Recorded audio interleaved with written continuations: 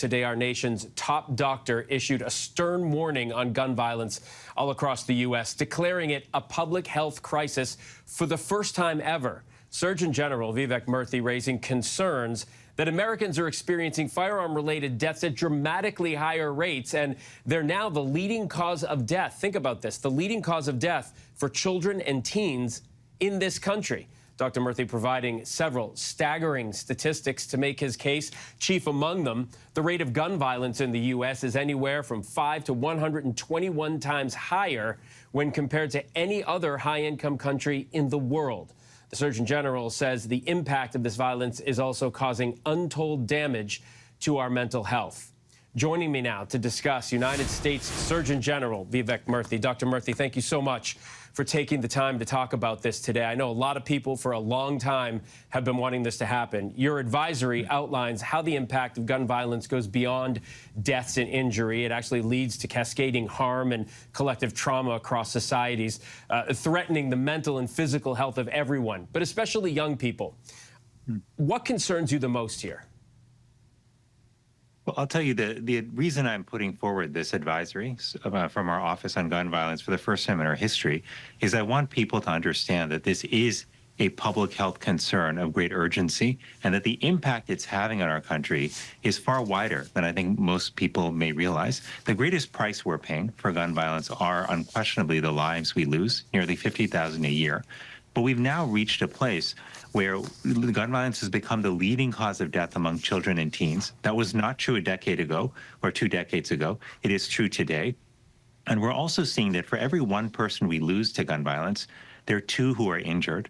There are more who witness these incidents, family members who lose a loved one, communities that are traumatized by the violence in their neighborhoods, and millions of people, including our children, who read about and hear about these episodes of violence in the news, and they worry. And that's why 6 in 10 adults in America are now saying that they're worried about losing a loved one to gun violence. It's why half of kids are saying that they're worried about a shooting taking place in their school. This is what I hear all across America when I meet with kids and with parents. And if we understand the full extent of this toll, if we understand that this is now a kids issue, then my hope is that we can respond with greater urgency and address this as a public health challenge that it is. Yeah, a lot of the data you present focuses on how gun violence is increasingly impacting kids.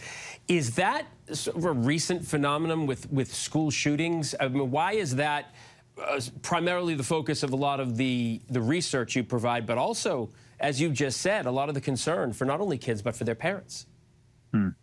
Yeah, well, certainly mass shootings have had an impact on the psyche of our country. Really, the fear of gun violence has really infiltrated the psyche of America. And when you look at kids in particular, the fact that half of them are worried about a shooting in their school just speaks to that. But it's important to realize that the vast majority of gun violence-related deaths that take place are actually taking place in other settings, usually in neighborhoods and in homes. There are people every day, including our children, who are engaged in playing sometimes with weapons at home that are left unlocked and loaded, and they end up injuring themselves and sometimes, killing themselves or others accidentally. We also know that there are acts of violence that are taking place in neighborhoods as part of conflicts where a lethal weapon is available, and that can lead to homicide as well. But it may also surprise people to know that around 56% of gun violence-related deaths are suicides. And this is why when we look at the breadth of factors that are driving gun violence, you quickly realize that there's not one simple solution to it. There are multiple steps we have to take. And I lay out a series of strategies that we can take as a country to ultimately address this. And that's really important for people to know. There is a solution here. We do not have to consign ourselves to a future where gun violence is the day-to-day reality that we face, where we are worried about going to school or work or the grocery store or a concert. We can live in a safer way. And that's what I'm hoping that we can, approach with a new set of urgency, because ultimately this is a kids issue and nothing is more important than the well-being of our children. Sir, I want to talk about a statistic you just gave out. A lot of people don't know that the amount that is such a big amount of the gun deaths in this country is suicide. Many people would not, put their finger on that percentage, but that is also a statistic used by a lot of gun rights advocates who don't want anything to change in terms of gun legislation. You call for an evidence-based approach to public health change, along with a civilian ban on assault rifles and high-volume magazines. I'm wondering, how realistic is it to think that you can affect positive change here, given the decades of pushback from gun rights advocates, the political climate we have right now in this country, and a right-leaning Supreme Court which already favors the Second Amendment, as we just saw overturning the ban on bump stocks? It would seem like you're climbing a pretty big hill here. Well, look, you're right that there's complexity to this issue. No, no question about that. And it's not simple to address gun violence in America. For years, this has been politicized and polarized as an issue. But here's what I have learned over the years of talking to people in communities across America. I've learned that people of all backgrounds, all political backgrounds, race and ethnicity backgrounds, people of different ages and different parts, geographical locations in our country, they all share a common desire to reduce gun violence in our country. They want their kids to be able to go to school safely, just as I do. They want to be able to go to the grocery store and the mall without worrying about violence. They want to be able to take a walk in their neighborhood without worrying that that is going to put them at risk of being shot.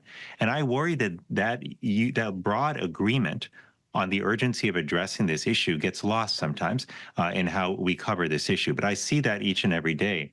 And the other thing that gives me hope, though, is what we've seen recently, which has been some progress in starting to address gun violence. 5 to 6 years ago, for the first time in decades, Congress put forward a modest sum of funding for gun violence research. Much more is needed, but that was an important start. The second thing is 2 years ago, the Bipartisan Safer Communities Act was passed by Congress, the first major piece of legislation in 30 years to address gun violence.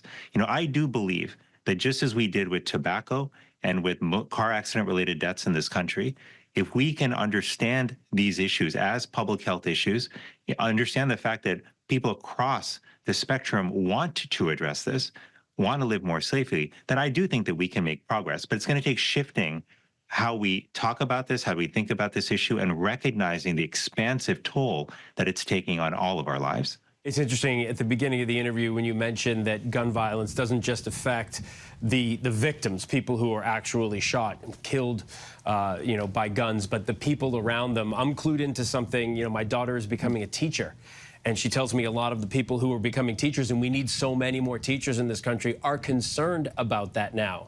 That was never a concern in the past, but they're concerned about school shootings. If this plea of yours, which I know so many people people have been saying for years this should be a public health crisis. If this plea falls on deaf ears, I'm wondering what's next. Because there was some conventional wisdom that said Congress was going to take some sort of action after Sandy Hook, where 20 kids were gunned down, and really nothing happened after that. You seem hopeful that with baby steps, Congress can do something. Are baby steps good enough?